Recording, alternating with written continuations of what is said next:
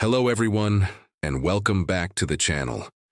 Today we're winding back the clock to the dawn of the jet age, to a time when the skies over Korea became a battleground for a new kind of warfare. We're talking about an aircraft that didn't just fly, it ruled the skies. Get ready to meet the F-86 Sabre, the fighter jet that turned the tide of the Korean War and went head-to-head with the legendary MiG-15. This isn't just a story about a machine.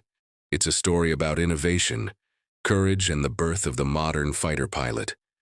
So, strap in, because we're about to take a deep dive into one of the most iconic warbirds ever built. The late 1940s were a period of incredible technological leaps. The sound barrier had just been broken, and aircraft designers were in a frantic race to create faster, more powerful, and more agile fighting machines. The propeller age was officially over, and the jet age had arrived with a sonic boom. In this high-stakes environment, North American aviation was tasked with creating America's next great fighter. The result was something truly revolutionary. The F-86 Sabre wasn't just another jet. It was America's very first swept-wing fighter designed for combat. This design breakthrough was critical. The swept wings allowed the Sabre to slice through the air with far less drag, enabling it to push the limits of speed. And push the limits it did. The F-86 could blast through the sky at over 680 miles per hour. Let that sink in for a moment. We're talking about 1950s technology achieving transonic speeds, flirting with the sound barrier in level flight. This sleek silver jet wasn't just a pretty face. It was an engineering marvel, a symbol of American ingenuity ready to face any challenge that came its way. Its powerful General Electric J-47 turbojet engine gave it the thrust it needed, and its advanced flight controls gave pilots a level of precision they'd only dreamed of before. The Sabre was more than just a step forward. It was a quantum leap into the future of aerial combat. But a great fighter isn't proven on a test range. It's proven in the crucible of combat. And for the F-86 Sabre, that crucible was the Korean War. When the war broke out in 1950, the skies were initially dominated by another fearsome new jet, the Soviet-designed MiG-15. The MiG was fast, nimble, and heavily armed, and it was giving United Nations forces a serious headache. Straight-winged American jets like the F-80 Shooting Star were simply outclassed. A new champion was needed, and the F-86 Sabre was sent to answer the call. What followed were some of the most intense and legendary dogfights in history. High above the Korean peninsula, in a treacherous stretch of sky nicknamed MiG Alley, the Sabre and the MiG-15 squared off in daily duels. These weren't low-level skirmishes. These were high-stakes battles fought at 30,000 feet, where a single mistake could be fatal. The MiG-15 had some advantages, particularly in its climb rate and high-altitude performance. But the Sabre had its own aces up its sleeve.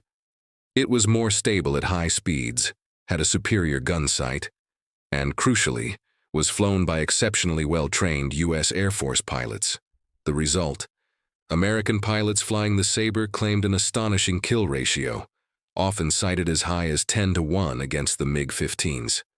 The Sabre didn't just level the playing field, it completely dominated it.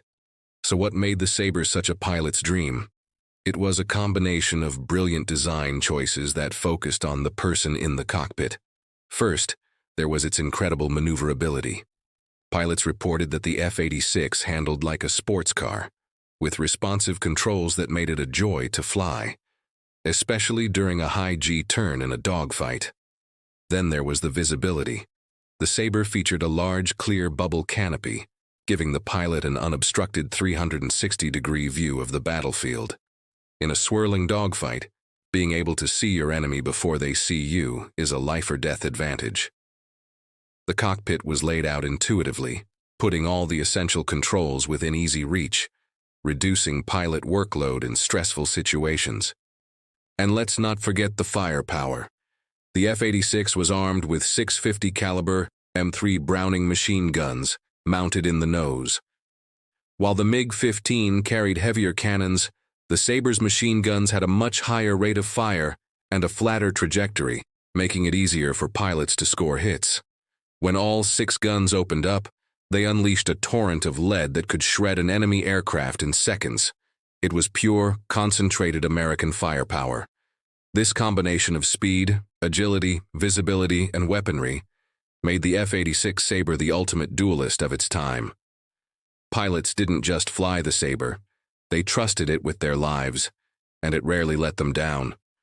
With its incredible success in combat, the F-86 Sabre quickly earned a fearsome reputation and a fitting nickname, the MiG Killer.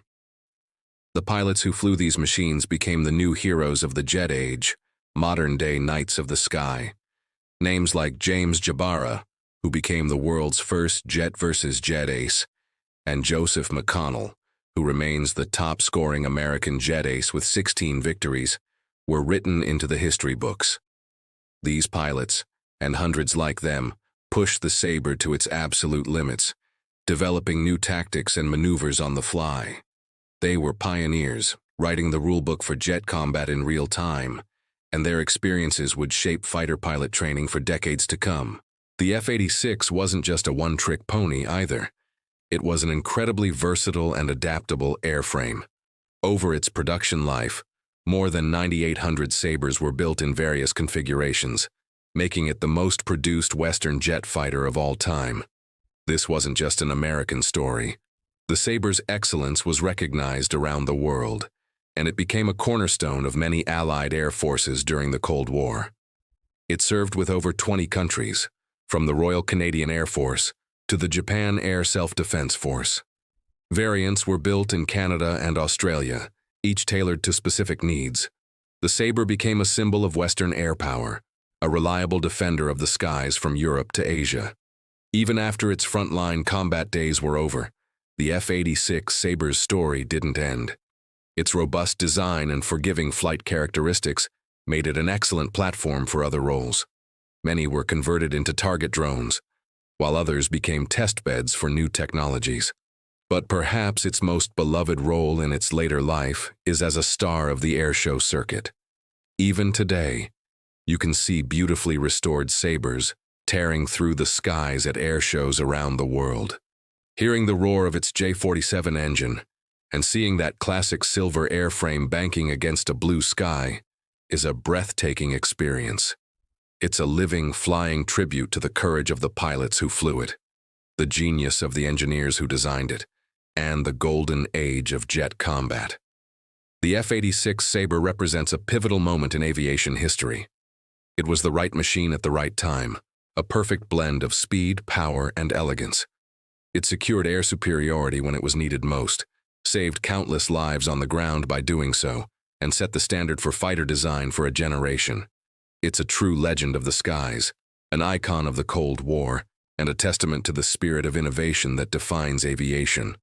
From the deadly dance in MiG Alley to its cherished place in airshows today, the Sabre's legacy is one of fast, fearless, and undeniable greatness. It's more than just a classic warbird. It's a piece of history that still inspires awe. What do you think is the most impressive part of the Sabre's story? The 10-to-1 kill ratio, its revolutionary swept-wing design, or the fact that it's still flying today? Let me know your thoughts in the comments below. And if you love learning about these incredible machines as much as I do, make sure to smash that like button and subscribe to the channel for more deep dives into aviation history. Your support helps us keep these stories alive. If you're a fan of classic warbirds and incredible engineering, make sure to hit that like button and subscribe for more stories from aviation history. Thanks for watching.